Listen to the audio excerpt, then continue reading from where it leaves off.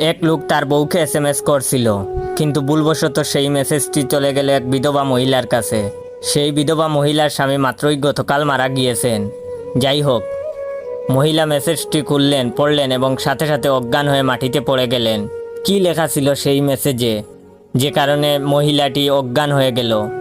মেসেজে লেখা ছিল যে, আমার প্রিয় বউ, আমি ঠিকঠাক মতোই পৌঁছেছি।